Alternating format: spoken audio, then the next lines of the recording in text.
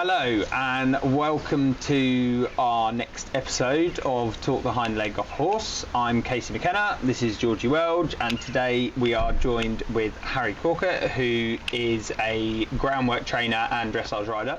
Is there any particular problems you see repeated when you get asked to go out and help people? I mean, is there anything in particular that you can think of that you wish every horse owner knew that would make their lives and the horses' lives a little bit easier or more comfortable? Yeah, it's a good question. I can think of a couple of answers to that one. Go on. I would say people's confidence around their horse. Yep. I think if you're doing anything confidently, you're halfway there, even if you're not sure. Like if you're not sure, the horse knows you're not sure, the horse isn't going to follow you. So if you're having real problems, ask confidently and the horse will follow you more or less. Yeah. I think that's like one big thing, is people getting a bit anxious around their horses or not knowing where to go, and then that feeding into the horse. That's what I was exactly about to say as you were saying that. Is, do you think that is because people then lack direction as to what they're actually, like you just said, there's so much confusion with terminology in the dressage world in particular. People get a little bit confused and like, well, I don't actually know what to do. Yeah, so and then they think, well, I'll just do nothing. Yeah. Because that's a safer bet. But Or actually, stand back here and, with a I'm not horse, sure. doing nothing is usually not the best option. You know, do something. Yeah. And if you do something and find out, well, that was the wrong thing to do, you know that's the wrong So thing like to do. you said, like if you're not too sure, but you still want the horse to move its hind end over, you Just ask. confidently. Just ask, see what happens. Exactly. You're playing around, you're asking and finding out, and if you're not sure, then you're figuring it out. If you get it wrong, it doesn't matter. As long as your horse is safe and you can get it wrong, it's no problem. Just ask the question and see what happens. And I think equally, as much as you were saying earlier about horses need to make mistakes. They make mistakes, you correct the mistakes. It's no different for people. When you're learning how to handle horses and work with horses, you have to make mistakes. Yeah. You know, and even those of us who have been doing it for years and years still make mistakes and think, oh, okay, that wasn't great.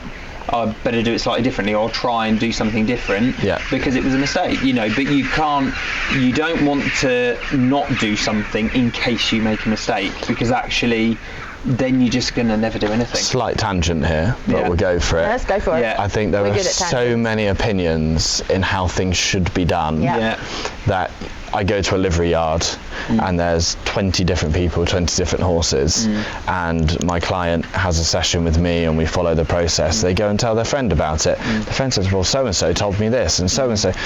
That's fine. You can train with whoever you want, do it however you want. There are so many differing opinions. You've kind of got to find something that resonates with you, and then stick to it for a bit. Absolutely. And if in 3 months' time you don't see the difference, change it up. But don't go for one session with one person and your friend tells you to do it this way, so you do it that way the once. Like we said earlier, repetition and following one process, even if it's not the process you do forever, you will see more results. It's like going to the gym and doing one exercise once and going, well, why didn't I improve? Why didn't I get stronger? Because then you did 20 other different exercises that didn't help that same thing. So on your point, I think oftentimes people get a bit muddied in the water with actually a bit here and there, because there's so many opinions on how it should be done. And this is the problem, is there is so much, and then people lack confidence to follow themselves. They get confused. Well, they do get confused. I mean, it can be very confusing. Well, imagine what the horses feel like. Well, this is true. But I mean, that's another point that, and I've had this, you may well have this as well with some of your clients that you teach.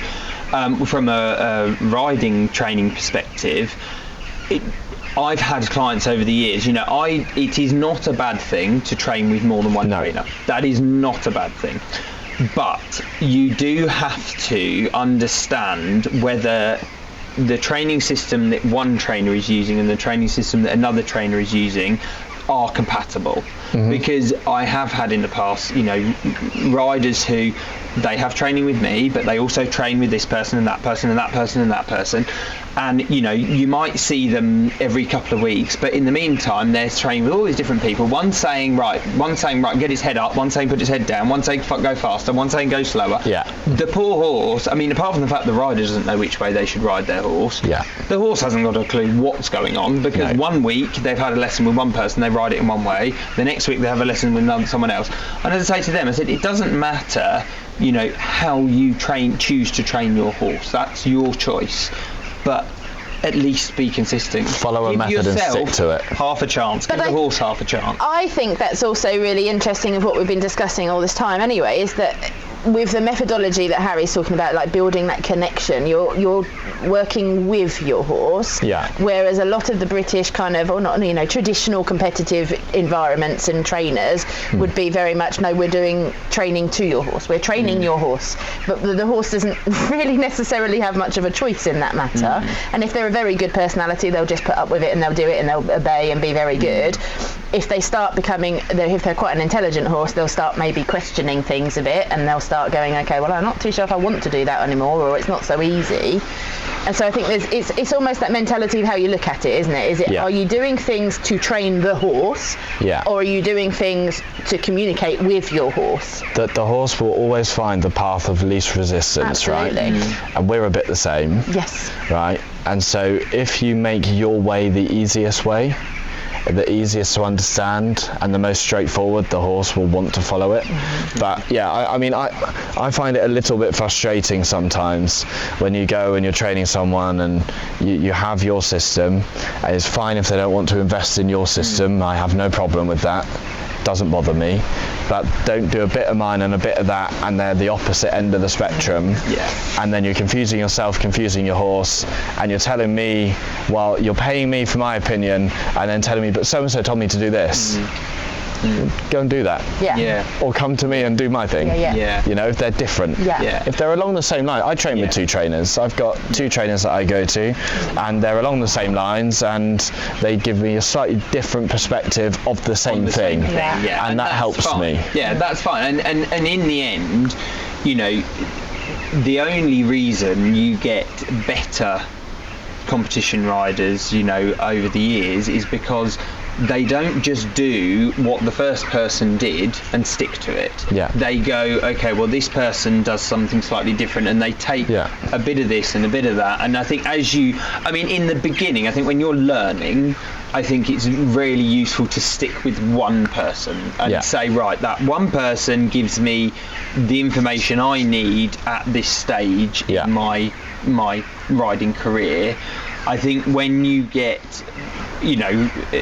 more experienced, or as you said, when you're a professional rider, you have got a mass of knowledge anyway, and then you can choose, right, am I going to take, as you say, I have a couple of trainers I go to, and they are on the same lines, but they do have slightly different takes on things.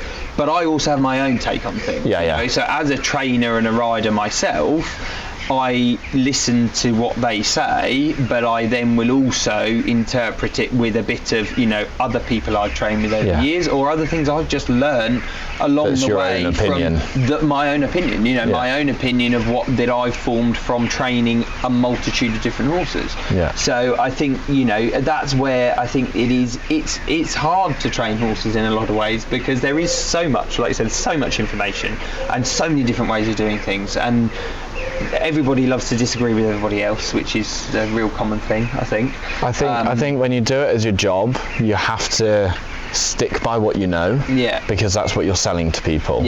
So I have confidence in how I do things, therefore I feel I can sell it to you. If I change my mind like the wind and follow the trends all the time, I'm not really being original. I don't really have my own process, and I'm not confident in what I'm telling people to do. So you have to have an underlying ethos to how you train, and then you can take on new things and new ideas, and different things for sure, and layer that on top. But I think first, and it's what you're saying about people when they have more experience, if you have less experience, you're just developing that ethos. What feels right to you. Absolutely. And if you're doing what feels right, you're never going to be far wrong. And then pick on extra things and cherry pick a bit here.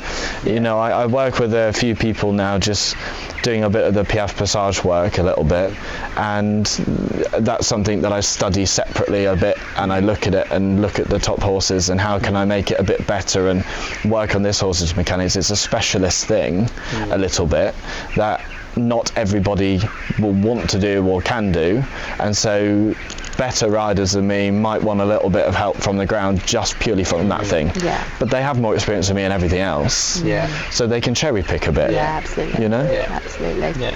And that's exactly what you guys have just said. It's the complicated thing of when you're starting out, you don't have that experience to be able to know what to cherry pick from. You have to, and unfortunately, as much as we'd all love to say, you know, you'll get there, it is difficult because you have to go through that difficult starting phase in any skill set, right? And I think you need to be fair to yourself. If you are a one horse owner, you know, I mean, I have clients who, you know, in their lifetime they may only own 5 horses, you know, because each horse lives for, you know, 20 years or whatever, and they have one horse, and when that horse can't live, they get another one, and so their experience will be very much shaped by those horses. You know, when you've obviously done it professionally, you know, when I would dread to think how many horses I've ridden over the years and interacted with in different ways, whether it be, you know,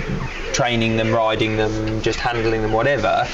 You know, obviously you are going to get that knowledge so much quicker because you're doing it, you know, at such a scale, whereas it becomes second nature. Yeah, but as I say to people, when they only have, you know, a horse, you know, or riders that have only had a very few number of horses, you know, their toolbox of things to do is going to be tiny, you know, because that's all they've learned, that's all they've been able to learn. Unquestionably, does it need to be any much bigger if they're only dealing with one horse? Yeah, exactly. Yeah, you only need the tools for that one horse. Absolutely. Absolutely. I mean, the trouble then comes that when they go from Bob the Cob to wanting to buy themselves a gorgeous Spanish stallion. Well, I mean, like, there's plenty of people that hop out of a Punto into a Ferrari, and then you kind of think, oh, this isn't going to work.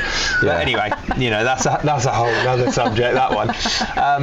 But going back to your question about what was the question that you asked? What would you like to change with 3 common mistakes that people, when you said you had some? Yeah, well, the biggest one that I would like people to remember is that horses don't think like humans. Yeah, that's a great one. Because I think too many times people say, but why is he doing that? I mean, that's just ridiculous. I'm like, yeah, but that's because you're looking at it from your perspective, not from a horse's perspective. Not understanding horse behaviour, all and of that understanding stuff. how a horse will think about a situation rather than how a rider thinks about a situation. Well, and also understanding that they don't necessarily think all that much. Once the emotions start running and they start feeling that fear, they're so much closer to their instincts, aren't they? They live in their bodies, they don't live in their brains, whereas humans live in their brains. Yeah. And that's where we've got to kind of establish the difference, really. Yeah, that's a great point, to be fair. Yeah. Yeah, I like that one. Yeah.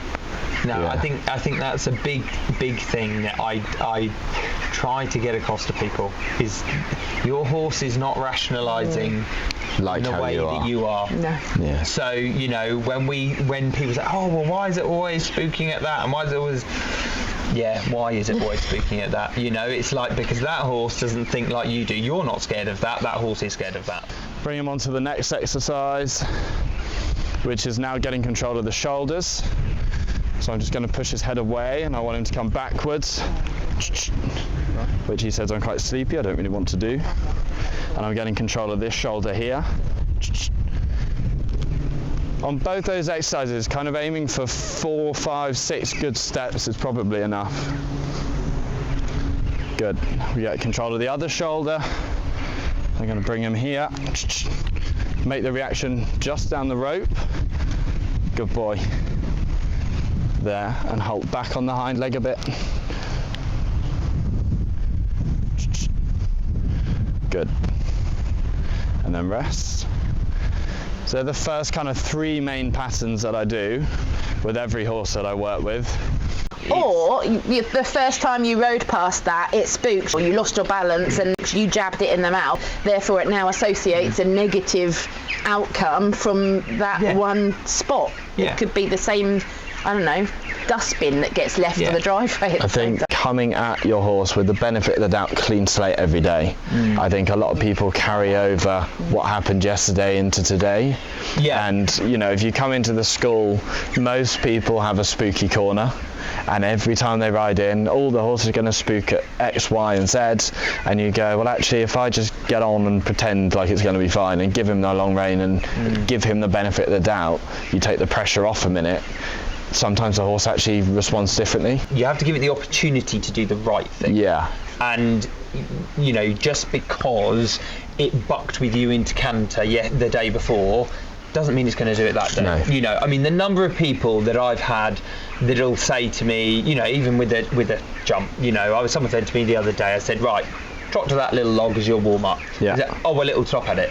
I'm like, well, of course it will, if you think that. Why will it stop at it? What would make you think it's going to stop at it? You don't know that, you know, and so I do try to say to people, you know, make sure that, you know, you can't ride a horse guessing what it might do. You have to react to what the horse does at that moment. And that's the hardest thing for people to get with horses, I think, is if they, you know, I get on every horse assuming it will be fine, you know, but equally I mean, it's like going back to doing the, you know, the breakers and things. If you see me get on a 3-year-old, I get on it and I just get on it and I sit there and I'm very relaxed and I don't grip and I don't have to have a tight rein and all the rest of it, and I'm like, I trust that horse to just be good, you know, I assume it's going to be good. The advantage I have is obviously as a rider, I do know my ability on a horse. I know I can deal with it. If that horse decided, actually, I'm not okay and I'm going to leap in the air or I'm going to run off, I'm going to do whatever, I trust my ability to be able to deal with that situation, which then does give you that advantage. You can be more relaxed because you can go, okay, well, I'm more relaxed because I know actually if something does happen in a split second, I can go from being very relaxed to dealing with this situation and then go back to being relaxed again. Obviously there are riders who, you know, they're not that confident, or maybe they don't have that balance or that ability to react that quickly, so that does make people ride more defensively, which I think, you know, at the end of the day, that you're just conveying to your horse that, you know, you're defensive. There might be a problem. There might be a problem. They're on edge straight away. The moment they go into the arena, then, and that's, I think, a little bit where you can change the mindset around the people. The horses should come out at a baseline a little bit better anyway. And if you can't change the mentality, or like, I mean, I was saying to Casey on the way up, I haven't ridden in 2.5 years. I had a bad accident when I was a teenager. I was told I wasn't going to walk, and it has left me with probably trauma, you know, and so when I go any length of period without riding, the thought of then going and getting on a horse again actually makes me sick to my stomach, because my brain goes, no, you're going to die, you're going to die, you're going to die. So I have to train my brain to not have those thoughts and go, no, it's okay, I'm just standing on the mounting block today, I'm just going to lean over my horse today, I'm just going to put some weight in the stirrup and build myself up, no different than I would train a horse to stand at that block. But do you not think that is probably part of the kind of hitting the nail on the head with the people who are just very good, you know, naturally riding more, you know, difficult horses, so horses that are a bit more reactive and are a bit sharper and a bit more, you know, I don't know, energetic, whatever it is. If you are a rider who can, you know, you acknowledge that this could happen, that could happen, the other could happen, you know all of that, but you don't react to that, so you don't respond to it in yourself. You know, it's a very hard thing, I think, to get on a horse and a horse go, oh, I'm a bit nervous and I feel a bit tense and I think I don't quite know what I'm going to do, and you not go, oh crap, you know, and hold on. It's a hard thing to do, I think. Well, but that's, again, it's training your own brain, isn't it? So the brain, the more you repetitively do something, the more the brain synapses fire in that way that, you know, goes, oh, well, we survived that, I learnt that, I did that, so the next time you go to it, you go, it's okay, because my brain knows that I did that already, so it's no different this time than it was last time. Even if it is, your brain is then, it's almost that muscle memory of, I know that I can handle this, so therefore I can be more confident and relaxed. Yeah, but I think that's the thing though, that, you know, even, you know, we're talking about training the horse to think in a different way. In the end, a lot of it is training yourself to think in a different way, because, you know, your mind controls your body. Yeah, that's exactly what you said at the start, isn't it? If your mind is, you know, like you say, so if you're in a bad mood or you're not wherever, your head's somewhere else, that's not going to help. But equally, you know, if you are scared, your body will be, you know, scared. You'll be riding the same. So absolutely, and horses can feel that. They really feel that, don't they? Even well, as shown in the groundworky type stuff, the horse follows you and your body language. So if you, like you're saying, if you get on something, like if I go and ride for somebody for the first time, I don't do it so much anymore, but go out freelancing to try and help someone with their horse, and they start reading off all the things it may or may not do that it has done in the 7 years it's been alive, and you think, great if it's really dangerous, I want to know, but actually I'll make my own assessment, because I want to get on almost with a little bit of naivety. And if it's really dangerous, tell me, but otherwise I want to just get on and not have all these things firing in my brain that may or may not happen, and I'll just tackle it as it comes. So this one does this thing, I need to approach it in this way, but I'll figure that out a bit for myself so that I don't go in defensive. Do you find when you approach them with that mentality though that actually they tend to exhibit some of those behaviours slightly less? Or 100%. Because otherwise you're developing a negative feedback loop, aren't you? So when you again only deal with a handful of horses, which is the majority of people I work with, you fall into the routine of what the horse does every day, and you really learn what that horse does, which is a great thing, but you are also acutely aware of all the maybe negative things that horse might do. So actually when I go and sit on a horse and I'm a fresh set of eyes, they've got me and just see what I think for a day or whatever, I go and I want nothing and I just sit on and have that feel, and oftentimes the horse won't spook at that corner, or they won't do that thing that they sometimes do, because you're not giving them any feeling of this is what we did yesterday. I'd absolutely agree with that. I mean, I mean for years running a you know, sort of big enough yard and having to take in, well, I mean, I took in all sorts of difficult horses, you know, and it was very interesting for me. I mean, I would always listen to what the owner had to say. I mean, some owners would be a little bit, they'd skirt around the truth, so you'd find that out as you went along, but then others, like you say, they would bombard you with all of these bits and pieces. I mean, I would always make my own mind up about a horse, and I would, as you say, be aware of what they've said. The biggest thing that I actually learned, that I started to pick up on, having a lot of horses come to me where I was sort of, I was told to give you a ring because it's kind of the horse's last chance and I don't quite know what to do with it, and blah, blah, blah, blah, blah, is as they started telling me about the horse's pattern of behaviour, how that actually linked to certain, you know, physical problems that horses have. So there's so many, you know, I sort of got to the stage where someone could be telling me about, oh, well, you know, we did this and it does this and does that and blah, blah, blah, blah, and I'd think, well, I think that probably needs a scope down it, you know, it's probably got stomach ulcers, or I think that could be a back problem, or I think, because actually their behaviour, I've found over the years, depending on the pain they're in, does mimic, they have similar behaviours, a lot of horses, they present in a similar way.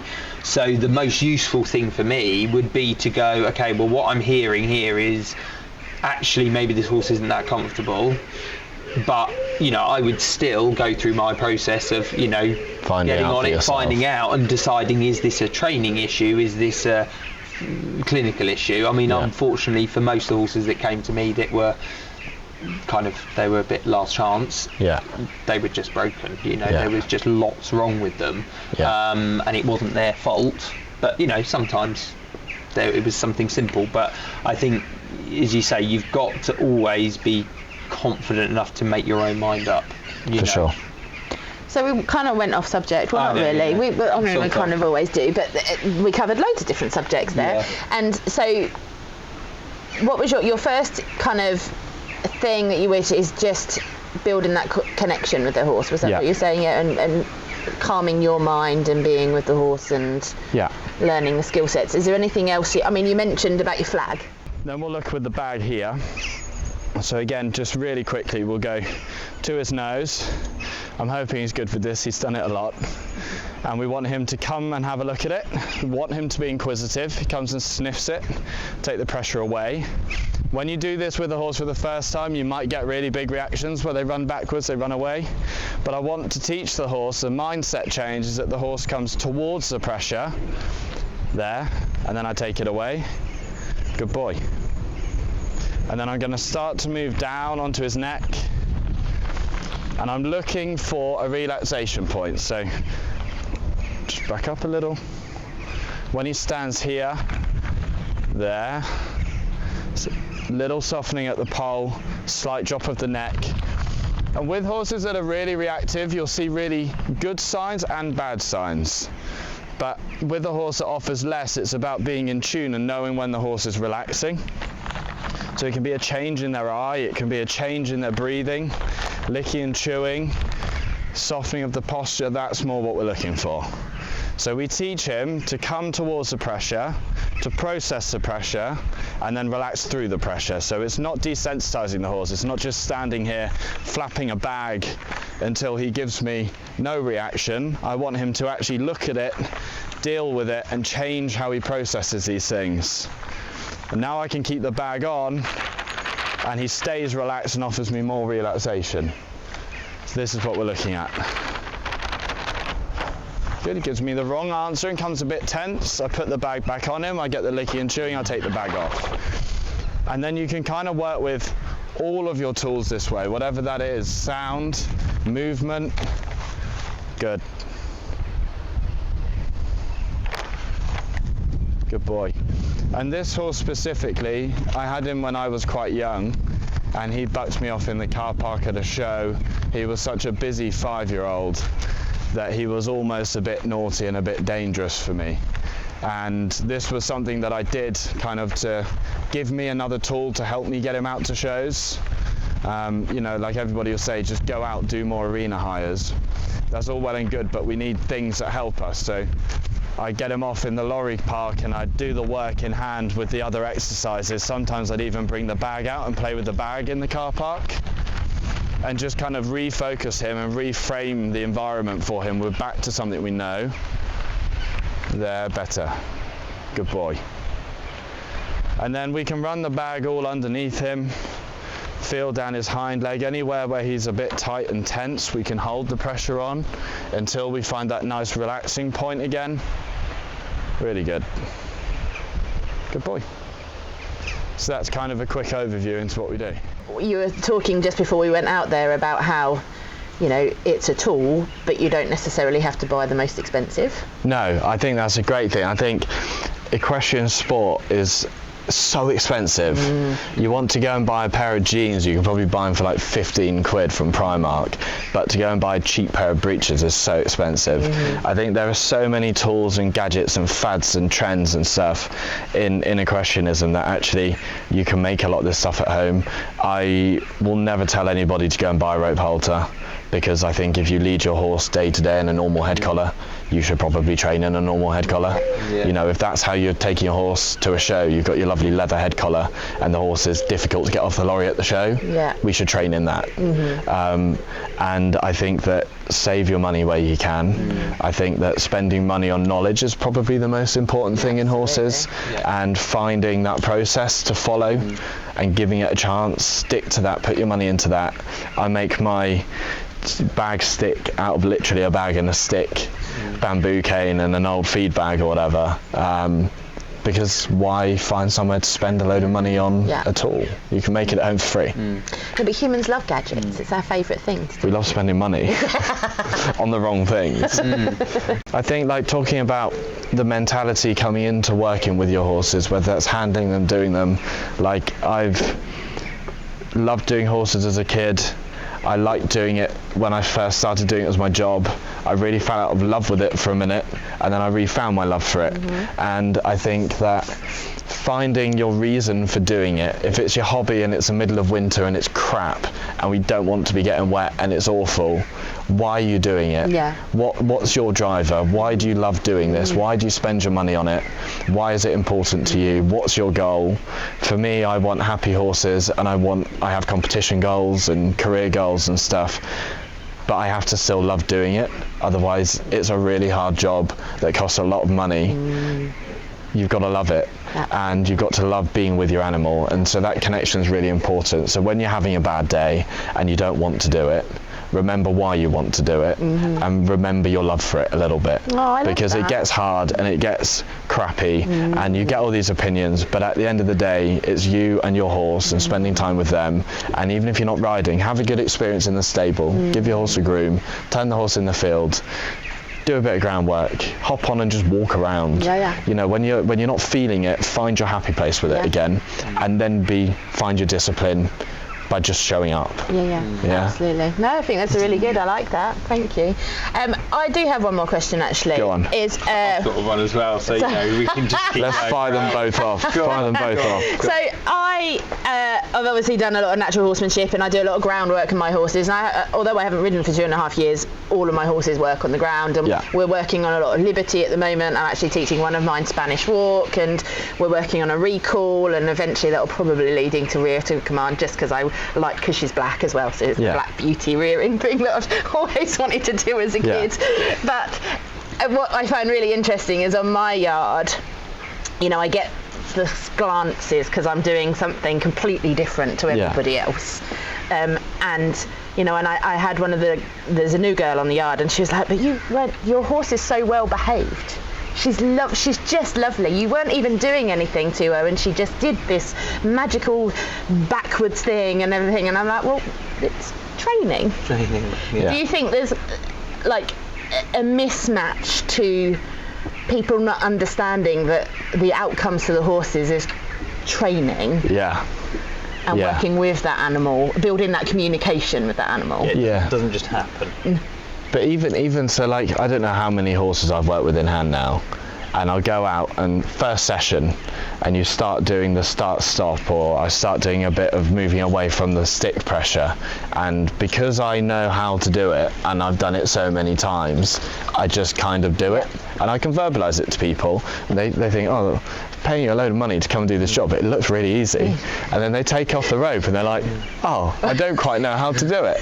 So yeah, I think for sure people can look in and see the outcome, the end result, and just think you're not doing a lot, and there is a mismatch, but training and consistency is what gets you there. It's about building a relationship with your horse, watching the horse's body language, feeling where the horse might be a bit tense, showing the horse how to be a bit more supple, and having the ability to control the horse, influence the horse, so you can move the hind leg away, you can move the shoulder away, you can teach the horse to follow you, to measure the distance. That's a really big one for a lot of people when they hand horses. Competition horses can be really sharp and over the top of you, and then sometimes people can be tough on them, or a lot of people that have your cute little cobs that go around, again, they're so cute, people don't put in the boundary that actually the horse needs to learn to stand out here. So a nervous horse needs to learn to be by themselves, and a self-assured horse needs to learn not to run all over the top of you.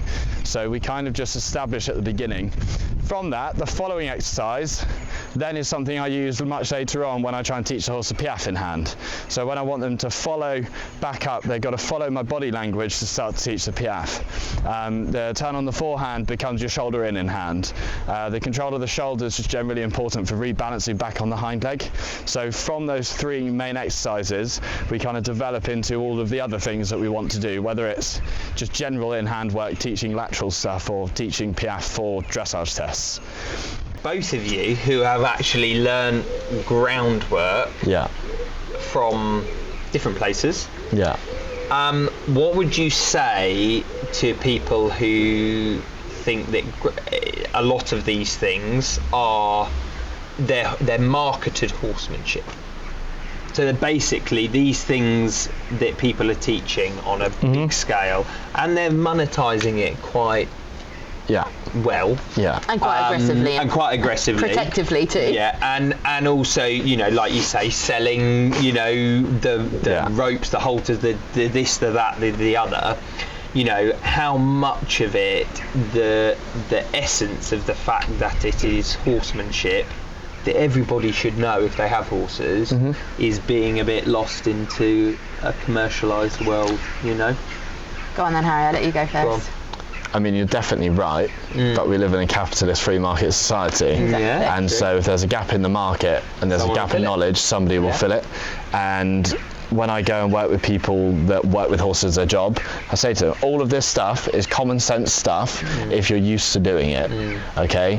But to the people that maybe rode at a riding school a handful of times when they were a kid and buy their 10 first years horse at later 40, Yeah. they don't have this knowledge, and so they need to learn that somewhere, and we're not going to sell it for free. No, Absolutely. You know, And so that's I mean, sorry, I don't mean to interrupt No, you, go but on. that mirrors, you know, I mean, I was very much along the lines of, you know, there was a certain American cowboy who was quite big over here a few years ago, and not so much now, but it's fallen by the, and it was a massive organisation, you know, there was massive marketing involved and massive expeditions that lasted 3 days and took up the whole of the NEC, and it was very glamorous and very you know, exciting.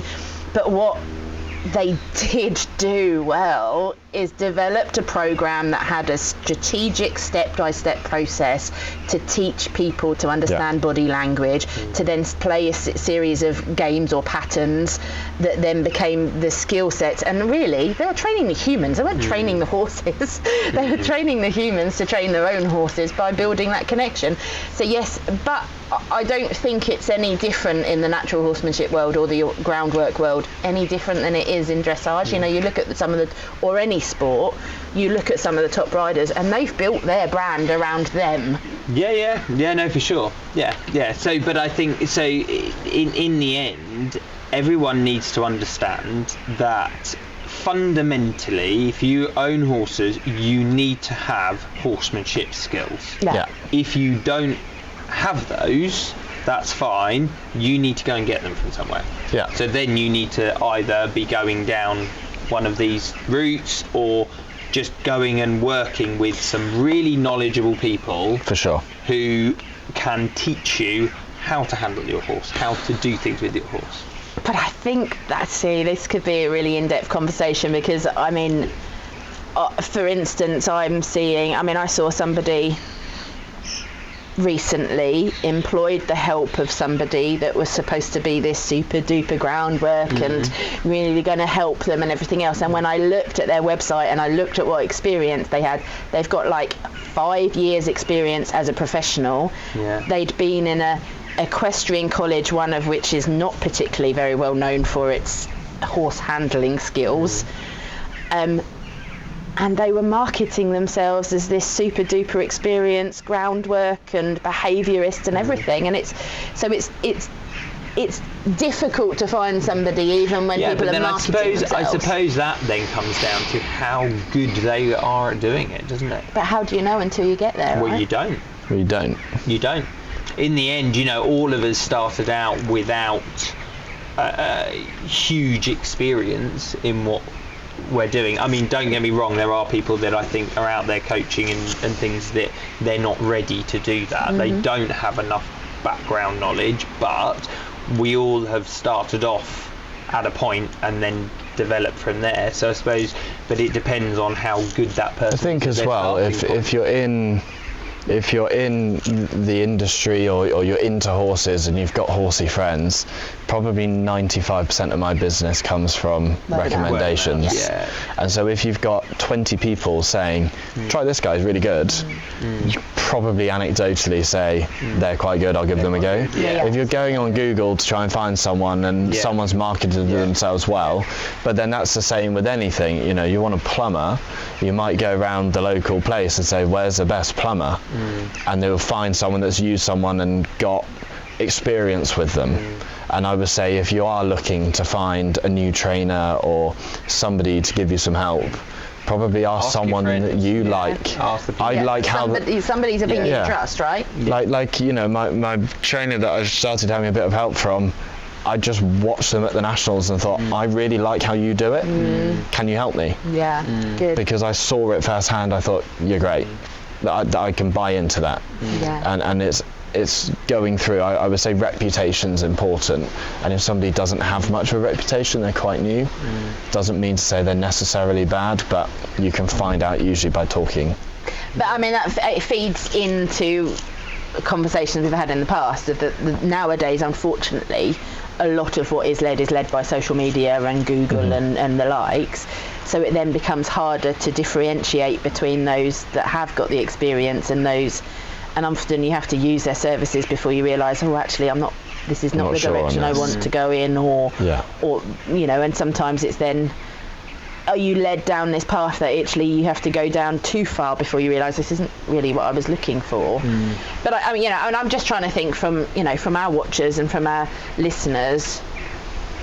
I think that's a really good valid point of, don't be scared to ask other people's opinions, but make sure their opinions, you trust their opinions, and you think their opinions are worthy. Yeah, absolutely. Sure. There's a lot of opinions out there, but sometimes you just need to not listen to them. Yeah. I think that goes for a lot of things. Exactly. Absolutely. Cool. Right, we've exhausted all of our questions. I think so. Is there anything else you wanted to say? No, I think I've covered everything that I'm happy with. Yeah. Good. We better do a sign off then. Okay.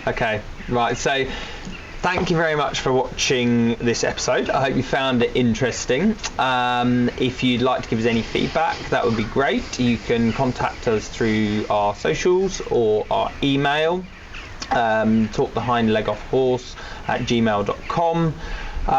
We will put the WhatsApp number up as well, because I can't remember it. And I'm sure if anyone has a question for Harry and you'd like us to contact him and find out, then shoot them over and we can ask him. Or if you'd like to find out where he's doing his clinics and teaching, then I'm sure we can put you in touch. Or you've got your own socials as well, haven't you? Just your Facebook? Yeah, just add me on Facebook, just Harry Corkett on Facebook. Oh, really easy. Yeah. And you can just find me a message there. I'm more than happy to answer any questions that people have. And how far do you travel over the country? I mean, I was up in Carnarvon, North Wales, 7 hours away. Okay. Yeah, I'll go anywhere if there's enough people that want the help and are interested in it, then I'm more than happy to travel for people. Super. Yeah. Cool. Thank you very much and goodbye. See you later. Bye-bye.